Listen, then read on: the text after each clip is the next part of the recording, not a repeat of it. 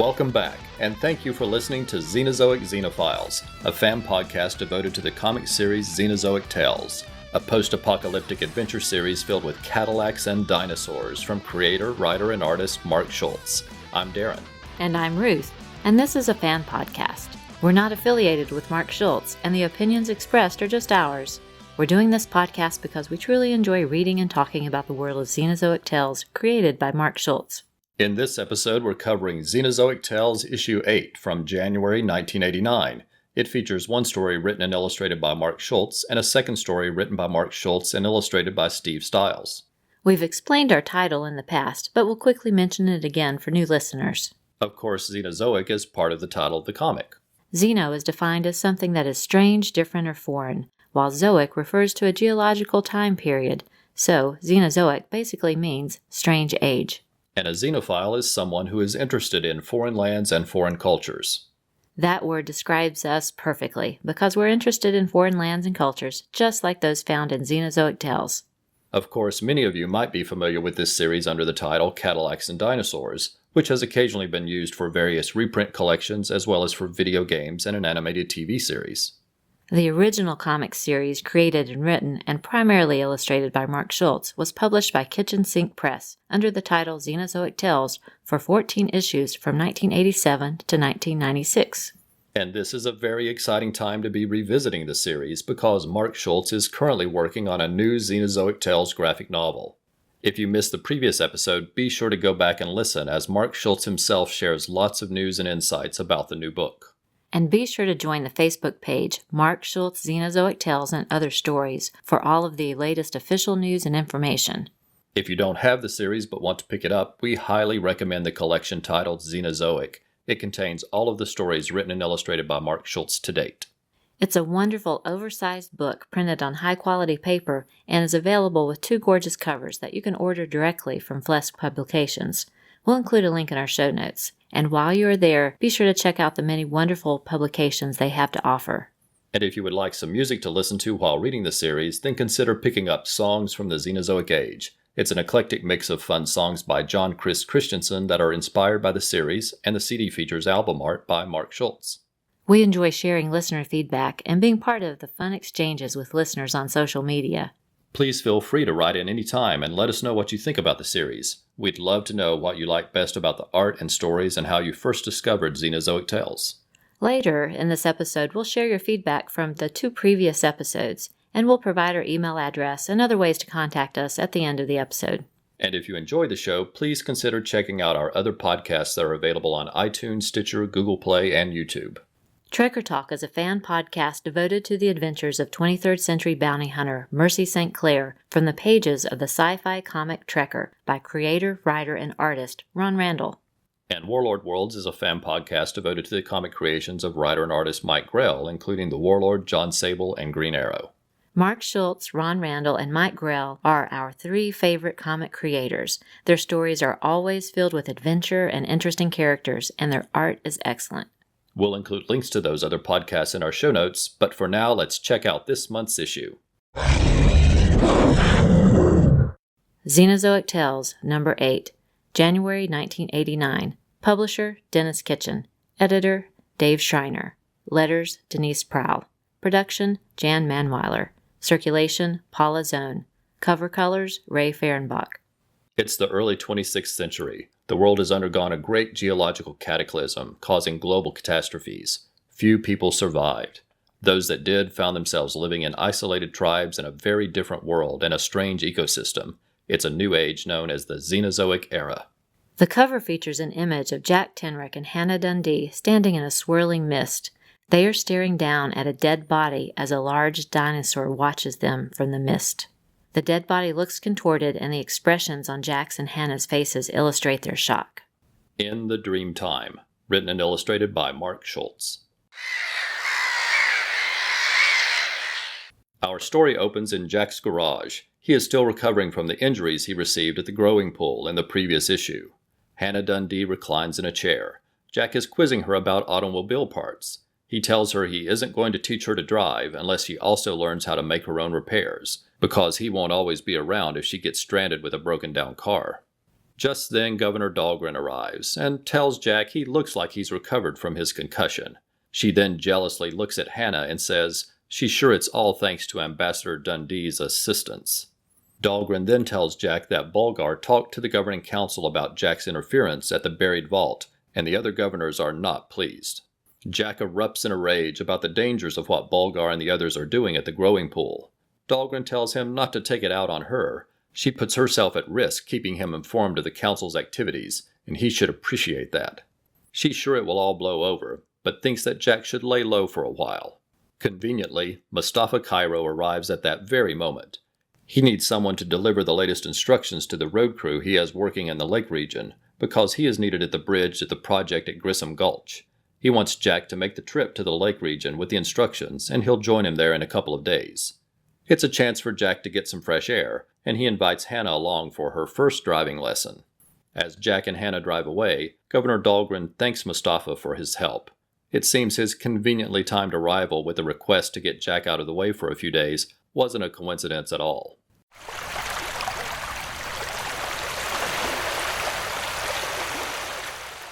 Meanwhile, we see an underwater scene. Fish are swimming along when something bubbles up from the lake bed.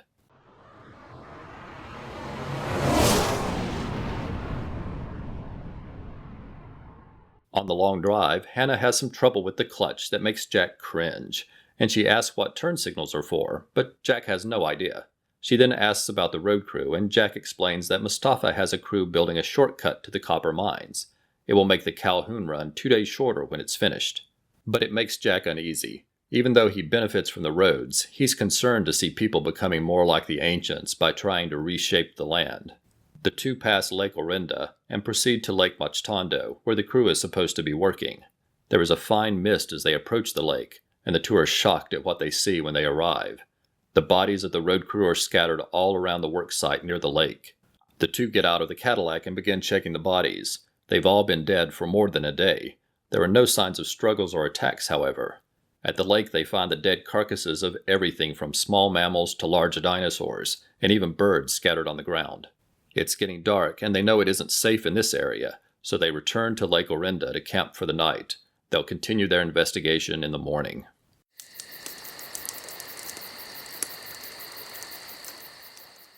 While building a fire for the night, Jack points out the two moons in the sky. Hannah tells him the two moons are in a rare alignment for the entire month, and she explains that before the cataclysm, the Earth only had one moon.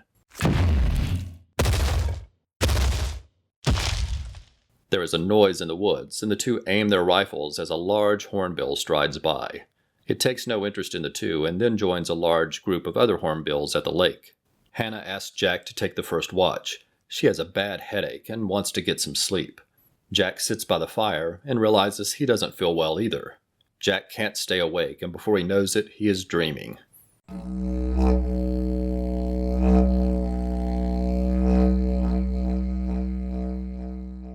He is a fish swimming in the water. Giant creatures loom over him. They reach down into the water and snare him in a net.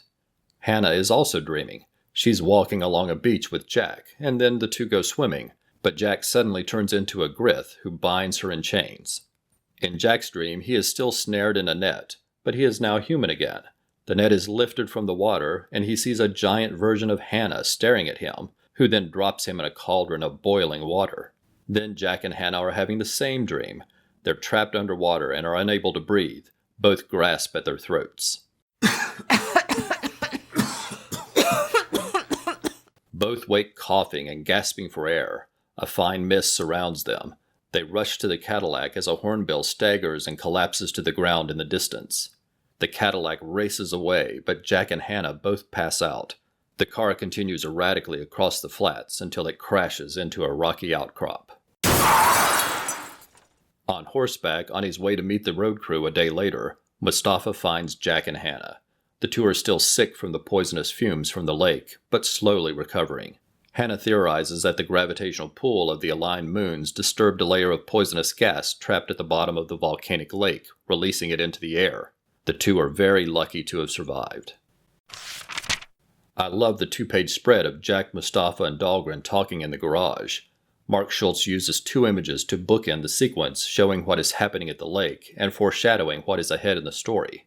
It's great to see Dahlgren again. Even though we don't see them often, Mark Schultz does a great job of giving each of the governors a unique personality and a unique relationship with Jack. It's nice to know that Dahlgren secretly keeps Jack informed of developments, and it's obvious the two have had a relationship in the past. Dahlgren isn't very happy about Jack's developing feelings toward Hannah. It's also interesting that she arranged for Mustafa to give Jack something to do to get him out of the city for a while until the other governors calm down. I love the scenes of Jack and Hannah driving, first along the wide open salt flats and then through the forest to the lakes. The forest is rich with a wide variety of plants and trees, and if you look closely you can spot the occasional frog or bat. The first lake is surrounded by tall, jagged rocks with a dormant volcano in the background, and then they weave along a narrow, curved road on the way to the second lake in the distance. The first lake is named Orinda, which is defined by the Iroquois as a mystical power that pervades all things. The details captured in the underwater sequences are great. I love getting a glimpse of the creatures in the lake. There's lots of great imagery in the dream sequences, and we get some insight into the feelings and fears that Jack and Hannah have toward each other and the Grith. Jack is a small fish in a large sea, snared in a net by Hannah, who drops him in some hot water. Meanwhile, Hannah has romantic feelings toward Jack, but is concerned about being weighed down by the demands of the Grith. You like cheap comic books, right? Well, I'm Professor Allen, and I talk about cheap comic books on the Quarterbin podcast. In every episode, I'll dissect a single comic from my collection, as long as I paid no more than 25 cents for the issue. Forget about $4 new comics that you can read in 4 minutes, or crossover events that can cost $100 to collect. Join me in the Quarterbin, where even bad comics are a bargain, and good ones are a steal. The Quarterbin podcast is part of the Relatively Geeky podcast network. Visit us at relativelygeekypodcast.blogspot.com or search Relatively Geeky or Quarterbin Podcast in iTunes. I guarantee it'll be worth every penny. Foul Weather, written by Mark Schultz, illustrated by Steve Stiles.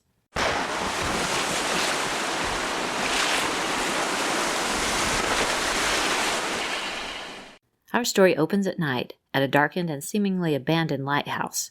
A storm rages all around, and waves crash against the rocks of the small island where the lighthouse is located. The city and the sea can be seen far in the distance, but the lighthouse isn't abandoned. A woman watches from a window as a small boat slowly makes its way through the storm toward the island.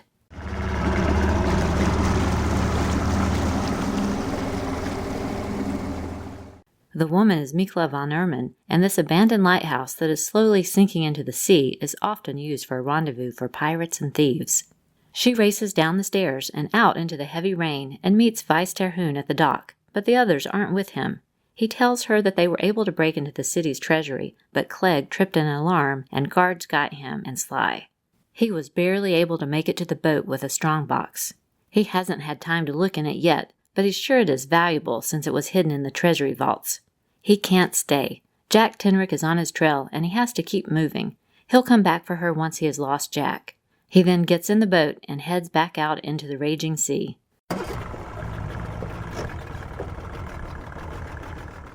But what neither he nor Mikla noticed was that Jack Tenrick had followed him.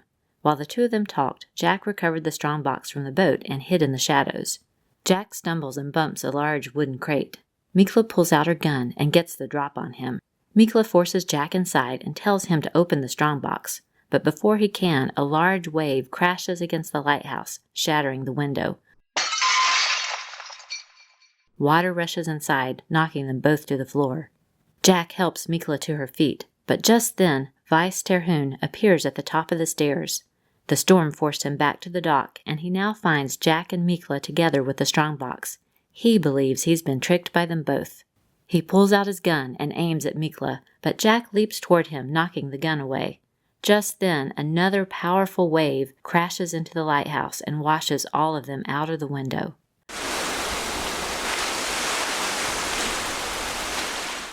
The sun dawns on a clear sky the next morning. Vice Terhune is nowhere to be seen, but Jack, Mikla, and the strongbox are laying on the beach. As the two wake, Mikla rushes and opens the strongbox and finds it is filled with small rectangular pieces of green paper. Jack laughs and tells her the ancients obviously had a weird sense of humor to lock little pieces of paper in a vault. Jack walks away, leaving Mikla sobbing as the paper bills blow away in the wind. This is the type of fun little backup story that adds lots of variety to the world of Xenozoic Tales. I love the opening panel as the waves crash against the lighthouse. You can see that it is leaning precariously, like the Leaning Tower of Pisa. The night sky is dramatic, and the silhouette of the city in the background creates a great mood. The storm and huge waves are scary, and the lettering of the title adds a nice effect. I like the way Jack keeps running into various members of the Terhune family from time to time, and it's funny when Vice Terhune comments that Jack has wiped out half of his family. Having the strongbox be filled with paper money is a great twist. It is filled with $5,000 bills, so it would be a fortune to any of us, but has no value at all in the world of Xenozoic Tales. The expressions on Mikla's face as she sees the worthless contents are priceless. Daddy, has the Hulk always been green? Well, no. Daddy, has Spider-Man ever been married? Well, that's quite complicated. Daddy, did Superman have a mullet? What? No, there's no way. Daddy, does Howard the Duck use foul language? Okay, stop. I must have done something wrong with your education somewhere along the line, but it's time to rectify that. You mean Don't say it! you're doing another podcast? Oh no. Podcast? Yes. Mark's Mess Podcast, an ongoing podcast to introduce and inform my children about the world of comics, science fiction, and general geekery. Join me each month along with my eldest daughter, Charlotte, Where's my fiver? and my youngest, Catherine, Me! as we explore all this together. Find us at marksmithpodcast.blogspot.co.uk. On Facebook at Mark's Mess Podcast. And on Twitter at Mark's Mess Podcast without the T. A new podcast. On a new feed. Same old Mark. Let's talk a bit about who's who and what's what in Xenozoic Tales. This is the 26th century, long after a series of geological cataclysms. What is known as the City in the Sea in these stories is the island of Manhattan that is now partially submerged in the ocean. The city of Wassoon is what we know as Washington, D.C. Jack Tenrick is an old-blood mechanic, one of the few people who have learned how to repair the many machines left over from the distant past. He is also a bit of a shaman. While he can be gruff at times, he is more respected by residents than the governors who run the city. Hannah Dundee is a scientist and ambassador from Wassoon who has come to the City in the Sea in the hopes of building cooperation between the two cities. Mustafa Cairo is an engineer and one of Jack's best friends. His services are obviously needed everywhere, as we've seen him fixing machinery at distant mines, in the city, and in the lake region. The Grith are mysterious humanoid reptiles and are allies of both Jack and Hannah, who are two of the very few people who have ever seen the Grith. The Grith communicate telepathically with each other and talk to Jack using the letter tiles from an old Scrabble board game. The governing council rules the City in the Sea and consists of several members, including Governors Nock and Dahlgren. Some members seem to respect Jack, while others resent that he is more popular with the people than they are.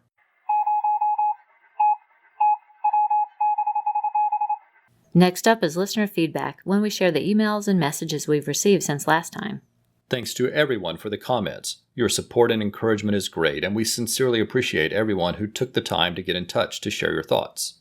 Since we didn't include feedback on the interview episode last time, we have feedback to share from the last two episodes. So let's start with feedback from episode 7.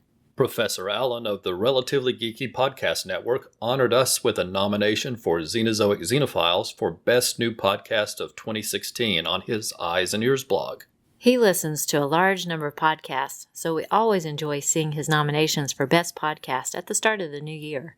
Professor Allen and his daughter Emily produced several great podcasts that deserve recognition, including the Shortbox Showcase, Dorkness to Light, and the Quarterbin Podcast. If you aren't listening to them, we highly recommend you try them. Professor Allen's winner for Best New Podcast of 2016 was Mark's Mess Podcast. I always enjoy walking through the geek alphabet as guided by Mark and his two clever daughters. Their episodes are witty and informative. So big congratulations to Mark, Charlotte, and Catherine. We'll include a link to Professor Allen's blog so you can check out all of the 2016 podcast awards, You just may discover a new show to try while you're there. When Xenozoic Xenophiles Episode 7 arrived, Vic Sage of the Retroist said, "I know I tend to say this, but it's the truth. Day totally got better." Brian Mulvey wrote Episode 7 was terrific. Mark Schultz's art was beautiful, and Darren pointed out the remarkable facial expressions he puts on characters in this story. I was reminded of Hal Foster's wonderful expressions he was able to convey on Prince Valiant.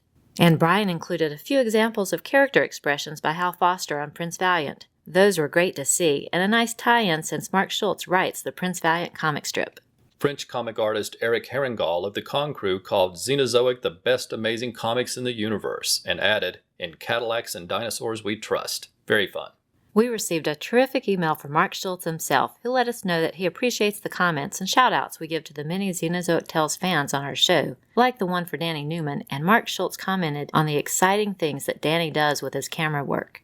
Joe Crawford of the blog for the Non-Discerning Reader said, "I really enjoyed this one. I like the dynamic with Jack and Hannah. They're allowed to have an adult relationship. That's an attraction, but that doesn't mean that they have to agree on things. In fact, it seems they never do."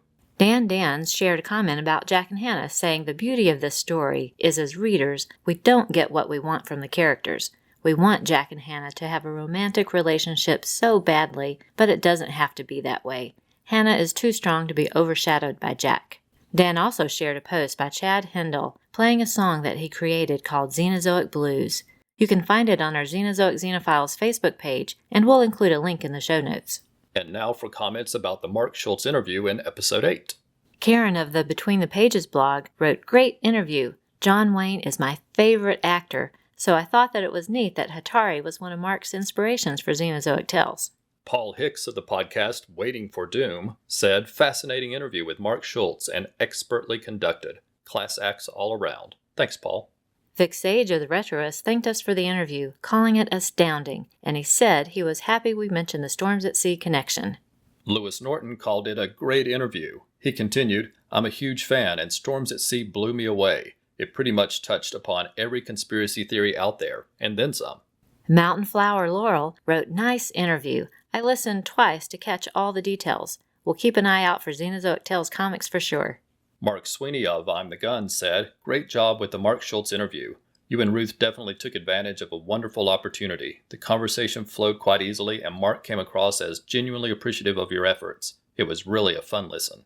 Brian Mulvey wrote, "I just listened to your amazing interview. You both seemed very excited to interview this comics giant. It was fascinating to hear that he was a security guard early on.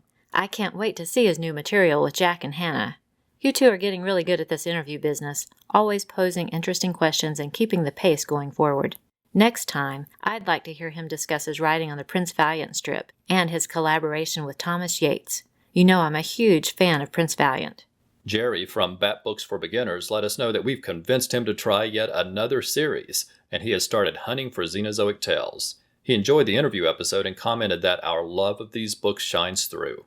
And Chris, who is also from Bat Books for Beginners and reviews Batman 66 on Stella's Batgirl to Oracle, said, "I have to tell you that I've loved hearing Mark Schultz talk about Xenozoic Tales. What a great guy. It was such an enjoyable listen."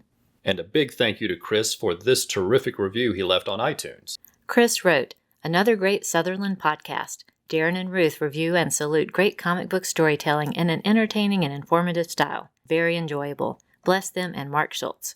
20th Century Geek asked a very appropriate question, saying, "After the success of Fury Road and Jurassic World, why do we not yet have a Cadillacs and Dinosaurs movie?" Then posed the question of who should be cast in such a fabulous film. We shared our thoughts, and Vic Sage and Eric Mannix chimed in with their suggestions too. We won't share their ideas here because we decided we would like to give others a chance to send in their very own Dreamcast ideas for a Xenozoic Tales film. So send us your list and we'll share them all on the next episode. Scott Connor made us aware of a Spanish language book called Mark Schultz Out of the Past. It covers 20 years of his illustrations and comics from 1985 to 2005. Scott shared a link to a YouTube video that shares some sample pages. It looks great. When we posted the beautiful Mark Schultz cover for the new Dark Horse Pellucidar collection, Jim Fear said, "You all are actively trying to drive me to bankruptcy now, aren't you?" Sorry, Jim. We do know the feeling. Jeffrey Willis recently found the show and wrote to say, "I'm listening to episode 2. Great podcast so far." Thanks, Jeffrey. He let us know that he owns the Cadillacs and Dinosaurs Paper and Pencil RPG, and since we haven't played it, he let us know about the mechanics of the game. Then we learned that Jeffrey runs an amazing blog called Hollow World, Stories from Inside the Earth. It includes information about Skitaris, Pellucidar, and other Hollow World settings. You can find it at pellucidarskitaris.blogspot.com. We've really enjoyed exploring the site, and I hope others will check it out. We'll give the link in our show notes. Doug Zawija of the Doom Patrol blog, My Greatest Adventure 80, discovered a Beasts of the Mesozoic action figure set and sent a snapshot, saying he knew we'd dig it. You know, using a little paleological pun there. And being a fan of Rocky and Bullwinkle, I do appreciate puns, Doug.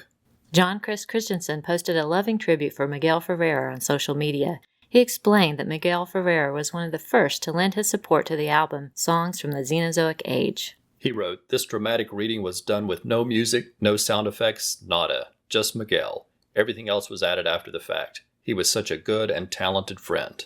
He included a link to the segment that he referenced on YouTube, and we'll include it in our show notes.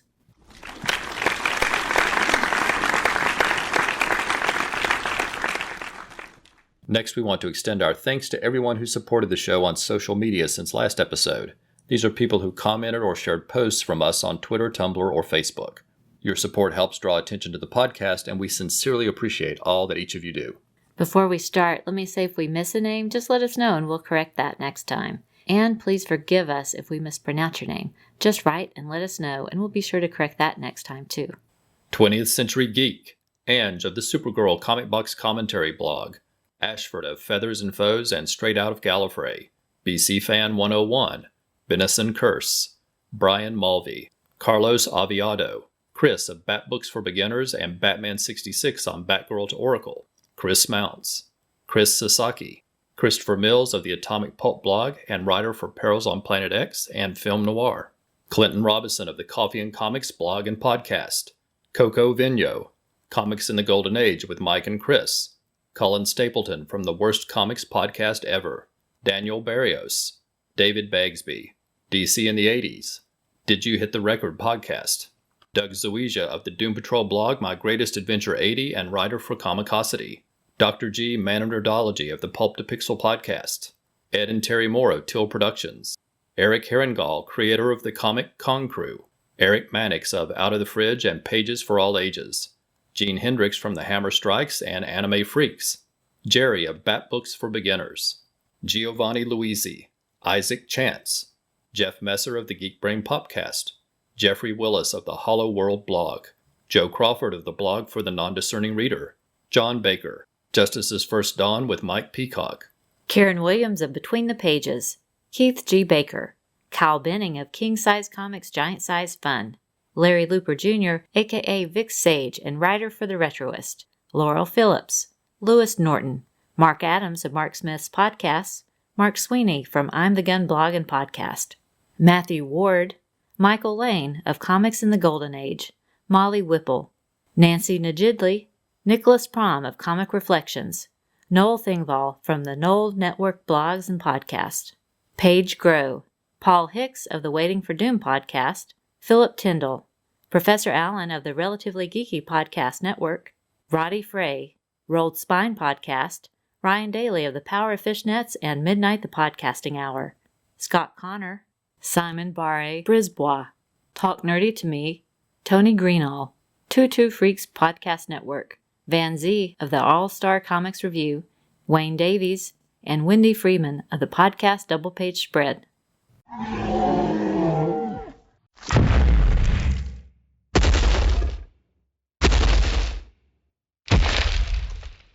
Before we go, we want to provide our contact information. You can contact us directly at Xenozoic Xenophiles at gmail.com or follow us on Facebook, Twitter, Tumblr, or Instagram under the name Xenozoic Xenophiles. And you can always visit XenozoicXenophiles.com for links to all of our social media pages. You can listen to the show through iTunes, Stitcher, or Google Play, or you can find the show at podbean.com. You can also find the show on YouTube as part of the Rad Adventures Podcast Network. I'm sure you get it. Ruth and Darren, Rad, R-A-D. We've had fun with that. On the Rad Adventures YouTube channel, you will find all of the episodes of all of our podcasts, including Xenozoic Xenophiles, as well as Trekker Talk about 23rd Century Bounty Hunter Mercy St. Clair by Ron Randall, and Warlord Worlds about the comic creations of Mike Grell. If you like the show, please consider leaving a review on iTunes, Stitcher, or Google Play. Every review helps the podcast be more likely to show up in search results. And on YouTube, we hope you'll subscribe to the channel and give us some likes on the videos. Thank you for listening, and we hope you will come back next time for another new episode of Xenozoic Xenophiles.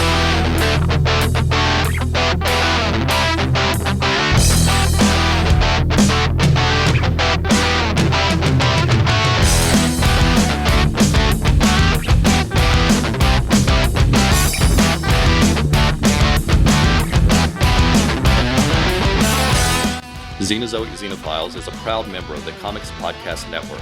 For more information, please visit comicspodcasts.com.